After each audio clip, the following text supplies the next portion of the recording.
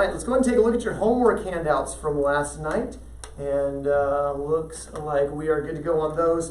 Go ahead and read the first problem, if you would. Michael? 26 kilogram tine hangs from the end of a 1.5 meter horizontal bar which is anchored to a wall. The cable supports the free end of the bar, making a 41-degree angle with the wall. Find the tension in the cable. All right, so hope you drew a free body diagram. This is a wall. This is a support bar that is 1.5 meters long.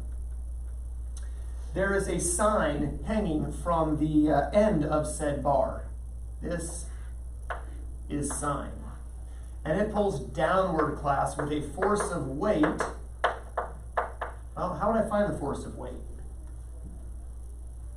9.8 times that. Right, mass times gravity. So there's the mass, we multiply that by gravity. And we found how much weight to the sign? 4.8.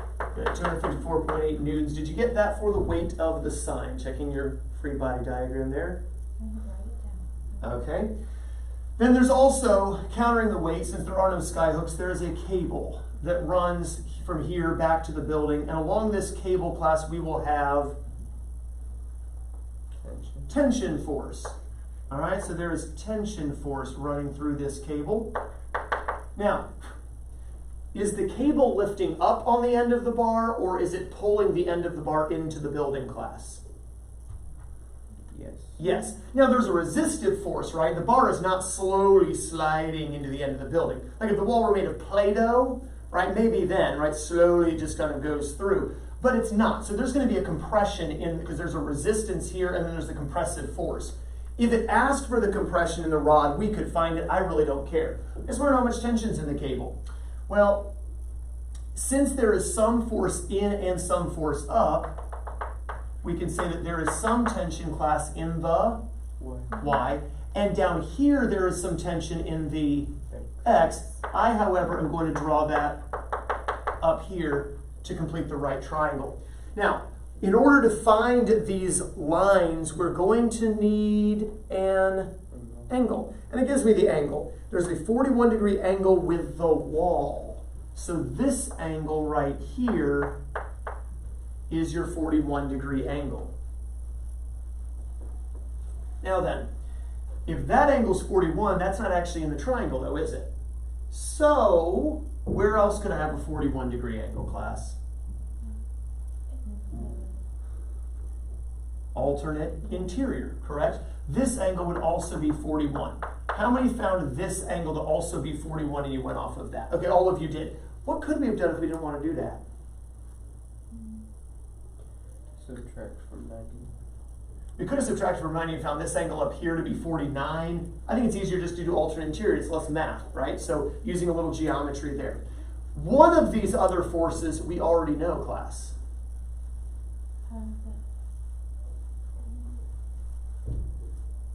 Tension, tension in X, or tension in Y? Y. We know the tension in the Y. I'm assuming the sign is not slowly shearing the support bar and causing it to sag. We know the tension in the Y, class, has to be 254.8. So then, if that's true, the tension in the Y, class, being the adjacent, I need to find the tension. Well, that's right here, class. That's the hypotenuse. You should have used the cosine of the 41-degree angle and said that's equal to the adjacent 254.8 over the hypotenuse, which is the force of tension. Alternate, divide, we get how much tension in the cable, Audrey? 340 newtons. I got 337.61, blah, blah, blah, but I rounded to 3 sig figs. It's sneaky. Why not 2 sig figs, class? You didn't use it. I didn't use the 1.5 meters, did I? Man, that was dirty of me, wasn't it? So the length of the cable didn't, or the length of the bar didn't have anything to do with the problem. We never used the 1.5. So even though that would have 2 sig figs, it's a worthless number. The two numbers we did use had 3, so we're going to round to 338 newtons. To be honest, was anyone else gotten? Just Audrey? Kind of like, I didn't even get that answer. I don't know. Questions? You're not mad at me, are you? Just a little. Just, okay. All right, question? I used sign. Now you would have used sine if we'd found 49 up here, then we would have said opposite over hypotenuse. So had you used a 49, you would have used sine as well, and that could have worked. What if I did want to know how much compression force was in this support rod class? Sine. Tangent. I would have used the tangent. To go off of this number that's given adjacent and the opposite, I would have used the tangent, opposite over adjacent. What if I wanted to know how long the cable needed to be? If I wanted to know the length of the cable, then the length of the bar would matter, wouldn't it? But does a length matter when I'm looking for forces? No. Angles matter for forces, lengths matter for other lengths. For you two, and you can just kind of watch here, Kendall, what trig function would I have used if I wanted to know the length of the cable?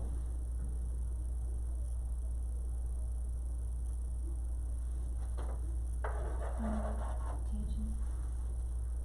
This is forever ago.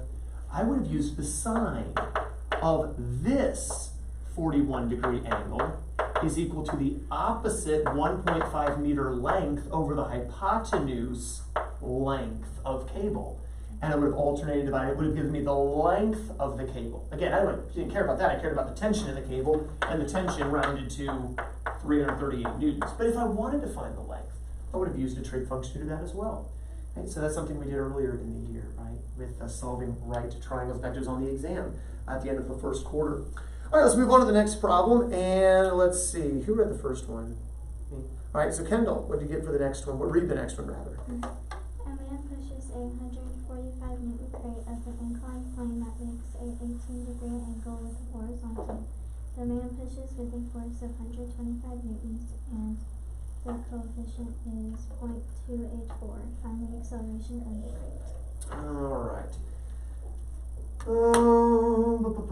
All right, so hopefully you kind of got like your level area, if you will, and then you drew your angle. Now it doesn't have to be a perfect 18-degree angle, but we'll just say it's 18 degrees. That's probably closer to 30, 25 to 30 degrees, but it doesn't really matter. And you drew your crate. Now, is the mass 145 newtons, class? What is 145 newtons? Weight. That is the weight of the crate. I rhymed. 145 newtons.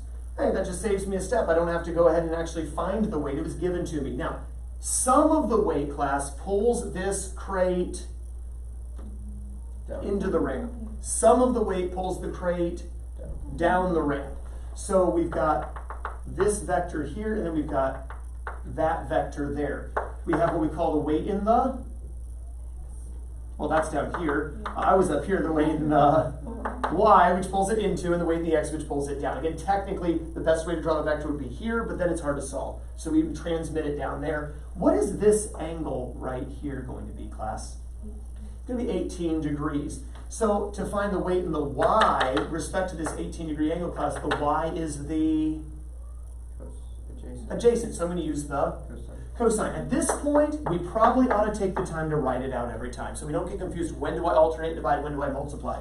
Cosine of 18 equals the adjacent weight in the y over the hypotenuse, 145 Newton, actual weight. Here we will multiply, and I don't have that number written down. I only have the final answer. Well, that's dumb. All right, 145 times the cosine of 18. How much of the weight pulls it into the ramp, class? 147.9. And if that's how much weight pulls it into the ramp, class, then there must be 137.9 newtons of force pushing upward out of the ramp. We call this the normal force. And if I know the normal force, I can find the friction force. Now, if nobody touches the box, which direction will friction work on a ramp? Upward to counter the weight. But it says a man's pushing it up, which means now friction is acting down. So friction is pushing down the ramp, and we're just going to take the normal force, which I have on my calculator, times the coefficient to get what for the friction force? 39.46. All right. So that's resisting the man. Now it tells us the man is pushing how hard, class? He's pushing 125 newtons, right? But it's not just friction that's working against him. What else is working against this guy? The weight in the x, right? The component of weight that it would cause it to slide down the ramp. So we need to find that weight in the x as well. Well, weight in the x down here, class, is the opposite. We have the hypotenuse, so that's sine of the 18-degree angle equals the opposite weight in the x over the hypotenuse, 145 newtons. This time we will multiply, and we will get how much weight pulling it down the ramp? 44.80. Now, that's resisting the man, as is the 39.16 resisting the man. So what is the net force, the sum of the forces in the x going to be here, class? 160. Ooh. 84, 83. Ooh. There's 83 newtons of resistance, right? About 83-ish, 84-ish newtons of resistance, but he's applying 125 newtons. What's the net force? 41.3. There we go. That's the number I was looking for. 41.03, blah, blah, blah.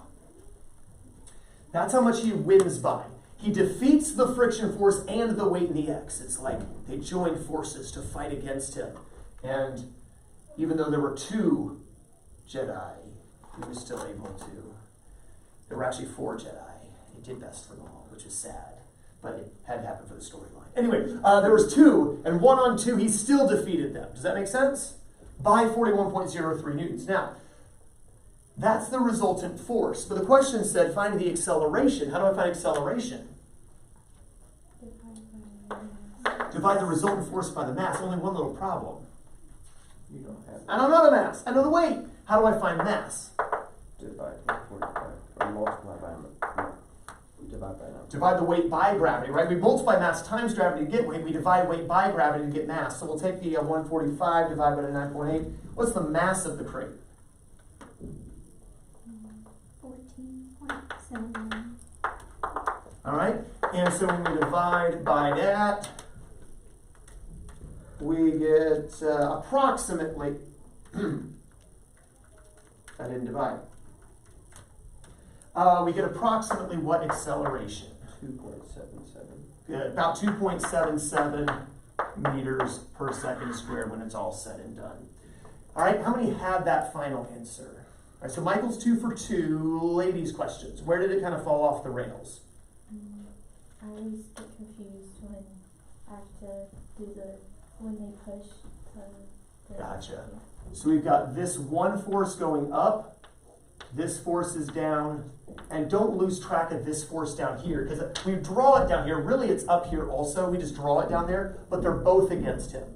So we have this one, subtract this one because it's in the opposite direction, and subtract this one because it's in the opposite direction. Kind of like, remember we had a problem where we said there's the current going this way of the river at, say, 3 miles per hour, and then the wind is blowing this way about 5 miles per hour, and a guy's trying to paddle a boat this way at, say, 6 miles per hour.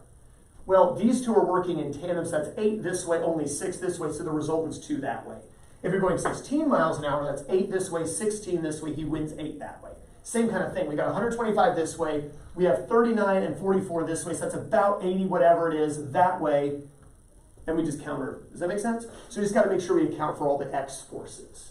All right? Let's take a look at the next one and read that for us, if you would, Audrey. A boy sitting on a swing is pulled back horizontally and held by his father at an angle of 15 degrees from the vertical. If the boy has a mass of 27 kilograms, how much tension forces in the chains of his swing? How much force is the father exerting? All right, so instead of kid just sitting on swing, he's pulled back at a slight angle of 15 degrees. This is not drawn exactly, but it doesn't have to be. There's the 15-degree angle. There's the kid. He has weight. There's also tension upward. Tension forward, but we're going to draw it up here, and then dad pulling backwards. So there's your applied force, your weight, the tension in the y, tension in the x, and then here is the actual tension. Did we get that free body diagram? I did 15 degrees from the horizontal because I read the horizontally instead of. Oh, ooh, wow! So you had him like way back here. Really big numbers. Wow! All right.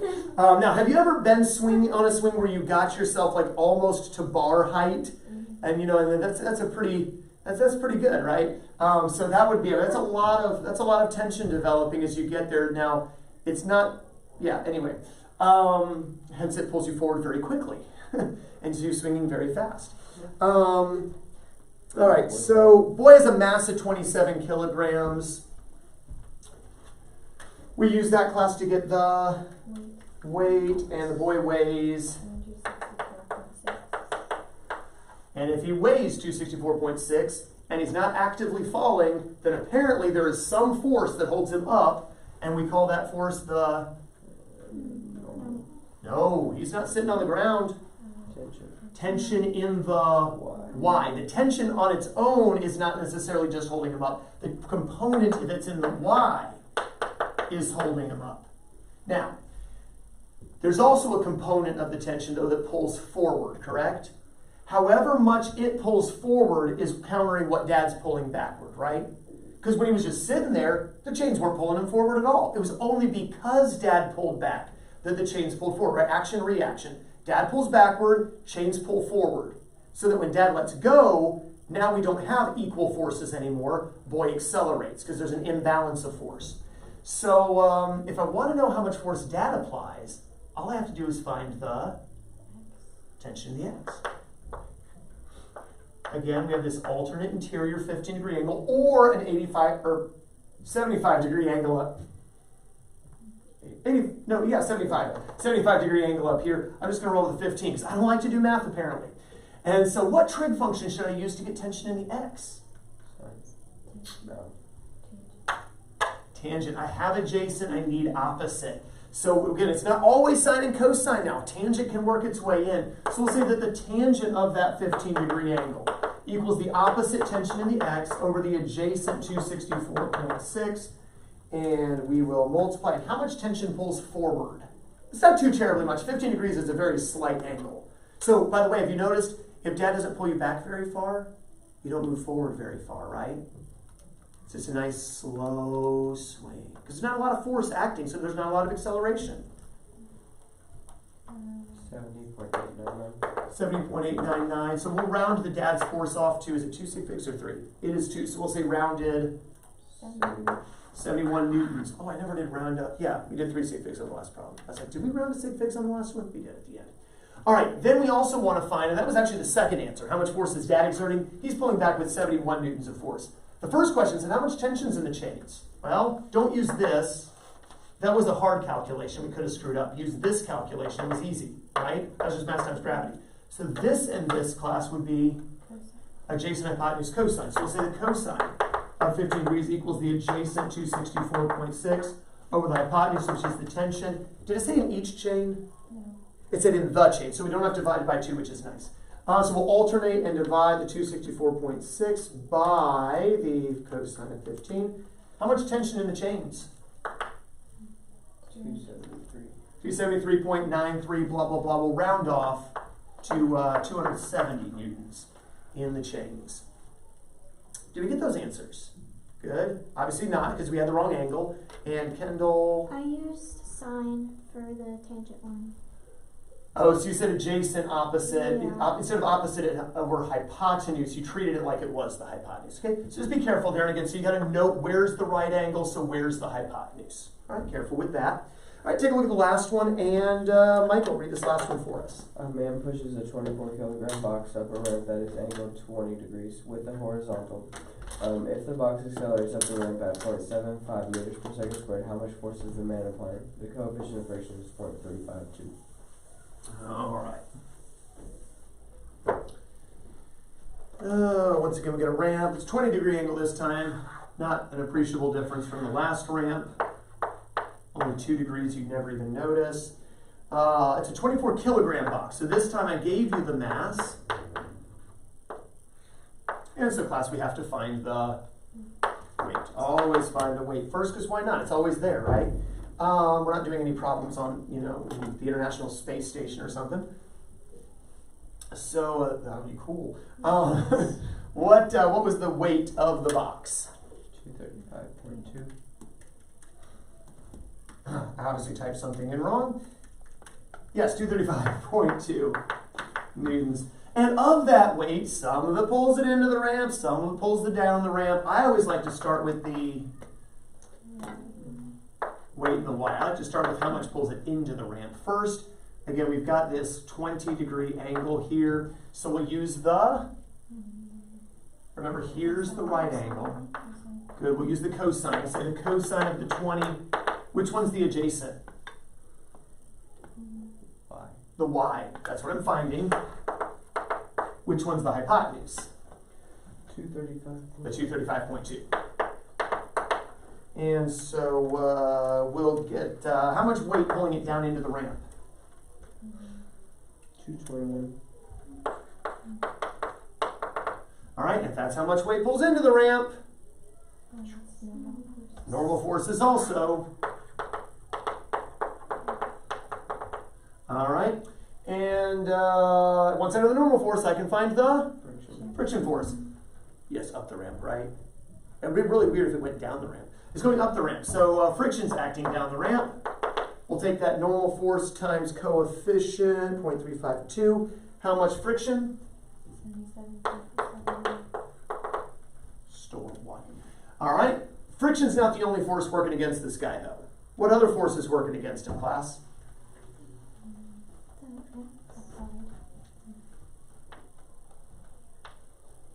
This guy right here. They're both against him. Okay? And to find the weight in the x, class, since it is the opposite, I need to use the sine. I don't want tangent, though I could, but I mean, I calculated that value. What if I screwed it up? So I'd rather use the sine, opposite hypotenuse. We'll say the sine of the 20 equals the opposite weight in the x over the hypotenuse, 235.2. And we multiply that. And what do we get for the weight in the x? 80 something.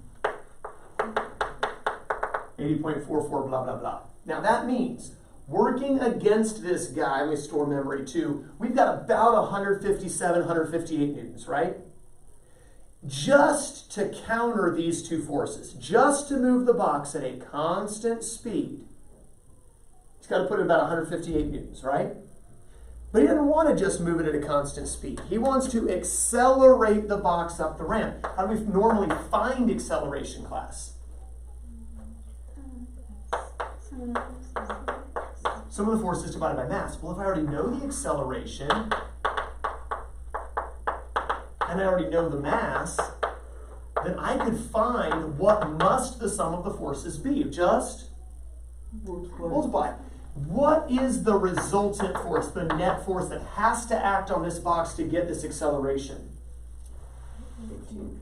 Gotta have 18 newtons of resultant force. So that means he doesn't just match these two guys, he's got to beat these two guys by 18 newtons. So I'm going to take these two values and add an additional 18 newtons to them, and apparently what force must be applied? 176. 176.24, blah, blah, blah. We'll go 3 sig figs is 176 newtons of applied force. Questions on this? Did we get it? All right, questions. Where did we? I got it. Oh, you did. You got it. Okay. For some reason I had 32 newtons, so it's doubled somewhere. That's the Okay. only number, that and it threw off the other numbers. I think you divided this by 0.75 maybe. Yes, you did. You divided by 0.75 instead of cross multiplying. Yeah, because if you divide by 0.75, it would be 32. So you had, what was it, 190 newtons? 190 point? All right, Kendall? I had the sum of the forces, but I just didn't finish it out. Okay, so you had all of these Yep. forces, you just didn't add the 18 on top of these two that were being countered. Okay, does it make sense? All right. Go ahead and set that aside. Maybe use the back side of the handout if you want to, or you go to your notes. Turn your books to page 143. And let's look at a couple problems with a little bit of a twist. Because so far, every problem we have worked has given us either the angle by which the force is applied or it has given us the angle that the chains have been, or the angle that the ramp was, or the angle that the swing was, or the angle the support cable was. I think I said one of those twice, I'm not sure which one. They've always given us the angle. Look at problem number 12. They're on page 143. Read it for us if you would, Kendall. A stone weighing 270 newtons is suspended from one end of a lightweight horizontal rod 1 meter long, the other end of which rests against a vertical wall. The rod is supported at the stone end by a lightweight rope 1.30 meters long attached to the wall. No downward force is exerted on the rod. Find the tension in the rope and the compression force in the rope. When I think of a lightweight rod, I think of like a fishing rod. We've got a horizontal fishing rod up against the end of a building, up against the end of a wall, with a 60-pound rock at the end. I don't get it. I just don't understand the problem at all. This is also a very short fishing rod. It's only 1 meter long. And there's a 1.3 meter rope holding up the end, and it's also attached to the building. Okay? So it's kind of like the sign problem, except the sign problem made sense. And this one really doesn't. But who am I to criticize? So here we go. Let's find the problem with the rock at the end of the fishing pole, the short fishing pole. Kind of the same thing as the sign, right? We have wall, we have rod, we have rock, and we have rope. So far, so good? Except there's no angle given. They tell me that the rod is 1.00 meters, and they tell me the rope is 1.30 meters. They tell me it's a horizontal rod, and if we assume a vertical wall, which we should be able to safely assume, we have a right angle right here. Usually, I like to know how big the angle with the wall is, right? But I don't know this angle theta. And this is where, Kendall, there's something kind of new for you. Kind of not. You remember when we solved perpendicular vector problems, we said we use the Pythagorean theorem to get the magnitude of the resultant, and we use the arc tangent to get the angle. Tangent was opposite over adjacent, but to find the angle, we took the inverse function, or the arc function, the arc tangent. Well, I don't have opposite and adjacent, class. What do I have in this right triangle? Hypotenuse and opposite. Hypotenuse and opposite. So that's the sine. But to get the angle, I need the arc sine. So write this down. We know that the sine of any angle, in this case, we'll just call it theta, is equal to the opposite 1 meter over the hypotenuse 1.30 meters. Obviously, the meters and meters cancel. But to get rid of the sine, to just get the theta or the angle, I have to take the arc sine of both sides. Just like I took the arc tangent of both sides earlier to get the angle. So on your calculator, you'll just simply divide 1 divided by 1.3 and take the arc sine, and it'll tell you the size of the angle that the rope makes to the wall. And what do we get, Kendall? 50.28. There we go. Put that in the memory of your calculator. We're going to need that value here in a little bit. Now, for quick practice sake, let's suppose, Kendall, I'm not changing the problem, but I'm changing the problem temporarily. Let's suppose they said we have a 1 meter long horizontal rod, and the rope is attached 0.7 meters above the attachment point of the rod. Well, now if I wanted to find the angle, I'd say, well, what two sides do I know? The opposite and adjacent.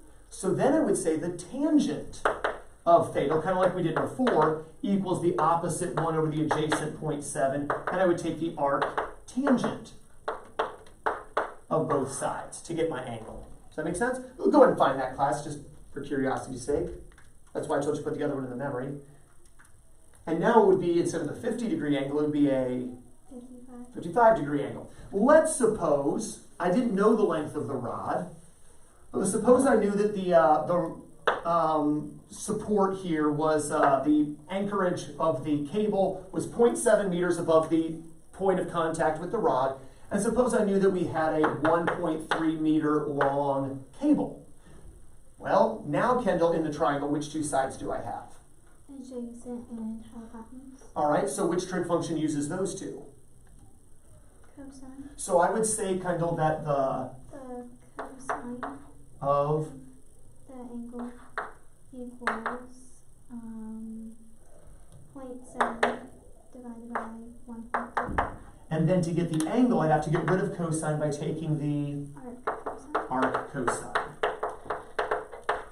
You're doing trig now. There's no escape. Thought I took consumer math for a reason. You're still stuck with trig. All right, and so now what would the, what you call angle be here? 57. 57.4 degree angle and so forth. Does that make sense? So no matter which two pieces they give, we can find the angle. We happen to have, going back to the original problem, we happen to have a 50.284 degree angle.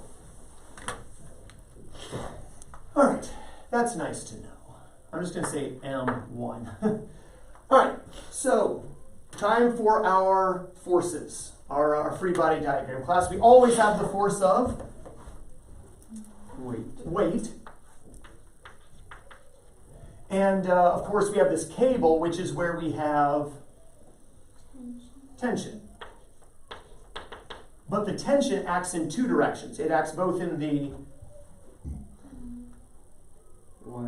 y upward and in the x inward. I'm going to put that vector up here.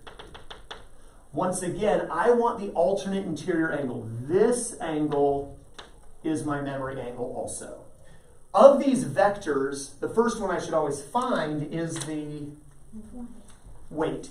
But it tells me the weight, actually. It tells me the stone weighs. There's no math at all there, just 270 Newton weight, which means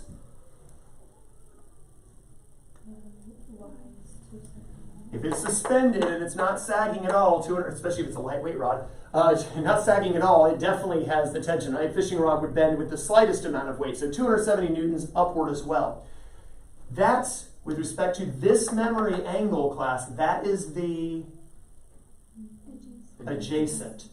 The first thing it asks for is the tension in the rope. Well, the tension in the rope, class, is the hypotenuse. What trig function, class? Adjacent and hypotenuse? Cosine. So we'll say the cosine of the angle, which is M1, is equal to the adjacent 270 over the hypotenuse F sub t. Else we'll divide 270 divided by, now remember for the, you're good on recall. We've used a ton of memories. 270 divided by recall 1 cosine equals. And how much tension is in this cable? 122.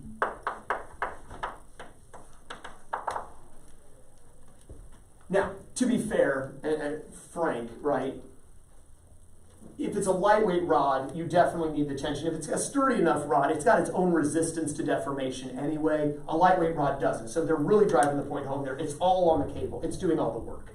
Okay, the lightweight rod really isn't doing any resistance of its own. 422.55, how many sig figs? Did we use the 1 meter and the 1.3 meter? Yes, because that's where the angle came from. So yes, we are using all the numbers this time, not like the one where I tricked Audrey. All right, so we're going to round it off, and we'll say about 423 newtons of tension force. Then secondarily, it asks for the compression in the rod. Which force is the compression force, class? The tension in the X. I don't want to use this because I calculated it. I want to use these two, class. That's tangent, opposite, adjacent. So we'll say that the of memory 1 equals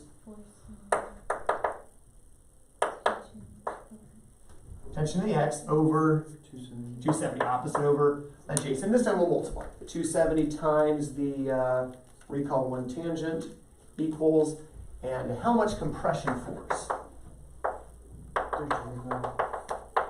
About 325 newtons, 225.04, rounded off 325 newtons. Questions on this problem where you had to find your own angle?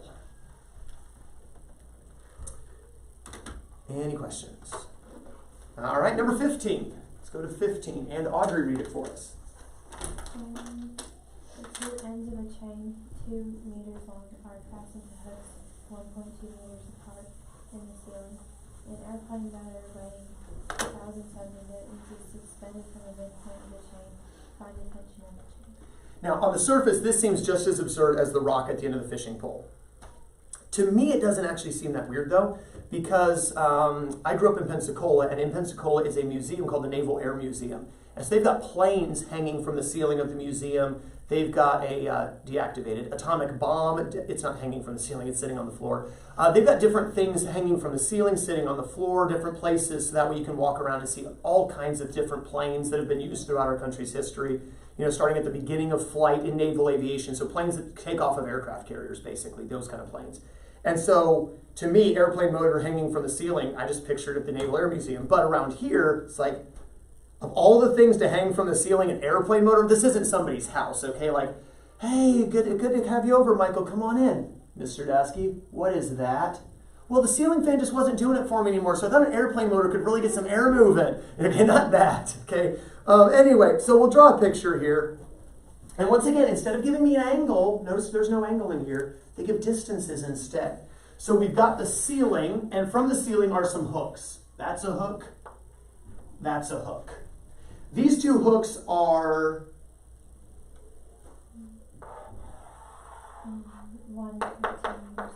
1.20 meters apart. Now, we take a chain that is how long? 2 meters long. Now, is the 2 meter long chain going to stretch across this gap? It's going to sag across the gap, isn't it? So our chain would kind of sag unless something pulled at the middle, right? If something pulls at the middle, it's not going to sag at all. It's going to be nice, hard, straight lines, correct? And if it's a total of 2 meters long, assuming the motor is suspended from the midpoint, it says it is, suspended from the midpoint of the chain, each part of the chain will be 1 meter long. So I've got a 1 meter long chain going down here. I've got another 1 meter long chain going down here. And that's the airplane motor. Like my art skills. All right, so we got a meter here. We have a meter here. But that's not a right triangle. It's an isosceles triangle, but it's not a right triangle, correct? But I could make it a right triangle if I recognize that the tension is transmitted here, correct? The tension is pulling up. Now, there's the equal and opposite reaction. It's also pulling on the hooks, correct? So hopefully they're in there really good. All right? But there's this tension force pulling upward and pulling outward at the same time on this airplane motor, correct? Now, I really don't care about the outward because notice, whatever outward force pulls this way is going to be countered by whatever outward force pulls this way. So these two outward forces are going to cancel. I don't care anything about them. I only care about the upward force, correct? But the upward force has to counter downward force. Otherwise, it either falls on somebody's head or it somehow flies up and into the ceiling. Okay? How much does the airplane motor weigh? 1,070 newtons. Then apparently the 1,070 newtons is this upward tension in the Y. Does that make sense? The question is, what is the actual tension right here? Well, which angle do I want? I mean, I could go a lot of ways with this here angle. Do I want the angle at the ceiling, or do I want the angle right here between the vertical and the chain? It really doesn't matter, so you just call one Ceiling. ceiling angle. Okay, let's go with this angle here then. Here is the right angle, the ceiling to the vertical component of tension. Make sense? With respect to the right angle being here then, the tension is the hypotenuse. This upward is the opposite of the angle in question. So whenever I figure out the angle, I'll take the sine of it, opposite hypotenuse, and I'll get the value for the hypotenuse, right? But I don't know the angle yet. And that's where the lengths come in. Realize it's not just the 2 meter long chain that's been divided in half, 1 meter here, 1 meter here. Also, the gap between the two hooks has been cut in half. so that just this distance from midpoint here directly above the motor to the hook is what length, class? 1.6. 0.6 meters, right? Half of 1.2 would be 0.6. So if I wanted to find this angle theta, looking at the right triangle here, the 0.6, class, is the adjacent, and this chain here is the hypotenuse. The 1 meter is the hypotenuse. Adjacent hypotenuse, cosine. We'll say that the cosine of the angle, but I don't know it, so just leave it as a theta, is equal, class, to 0.6 over 1, or just 0.6, right? So we'll do, but that's the cosine of theta. I just want to know the theta, so what do I have to do, Kendall? Anytime you want an angle, you need an inverse trig function. So the arc cosine. So 0.6 arc cosine. And how big is this angle right here, class? Not drawn to scale. 53.13. All right, put that in the memory of the calculator. Now that I know the angle, I don't really care about these lengths anymore. I know that this is 1,070 newtons. That's the opposite. And I want to find the tension right here. That's the hypotenuse. Now what trig function? The sine. We know that the sine of any angle, in this case, whatever memory one is, that 53.13, equals the opposite 1070 over the hypotenuse, which is the tension. How do I solve for the tension? Divide away. So 1070 divided by, recall, 1 sine. And how much tension is in this chain?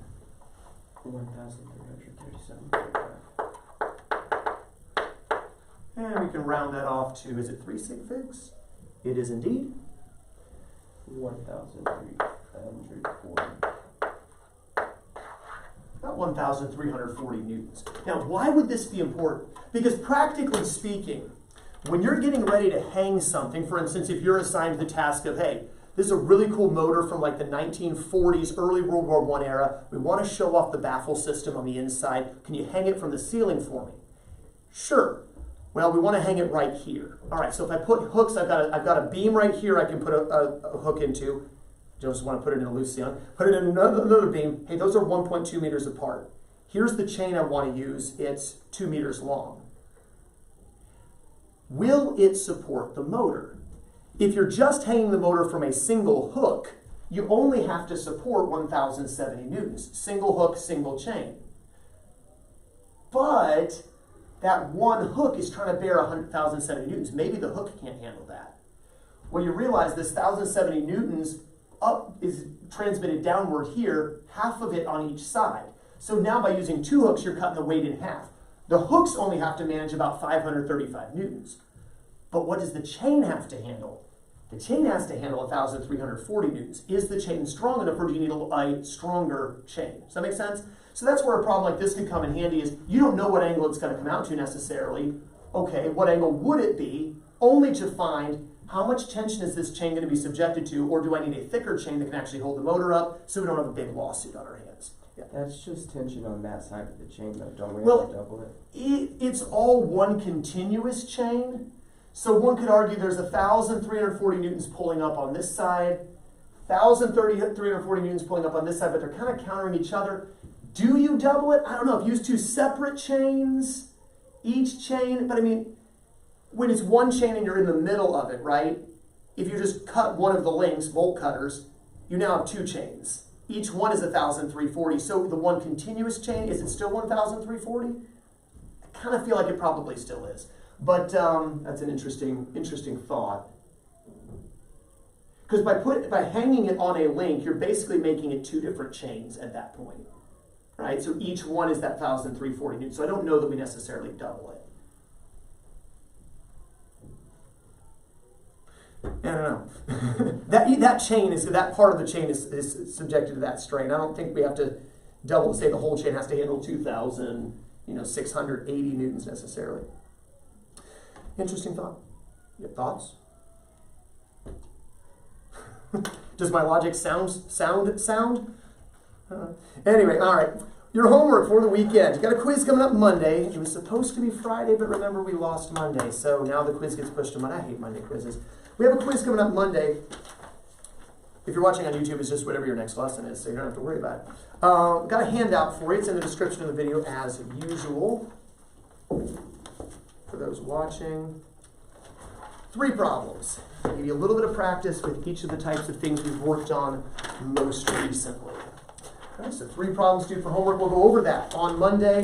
Then we'll give you a quiz, which is going to be very similar to this. It's just going to be a 3-problem quiz. And the problems are going to be similar to these ones. Not going to be identical to these, but similar to these. And so, do your best, work through these, and then we'll go over them. We'll take a quiz, and then we'll move on to Chapter 10. We'll take a break from as much of this heavy math, shall we say. All right. When the bell rings, you'll be dismissed. You have a wonderful rest of your day.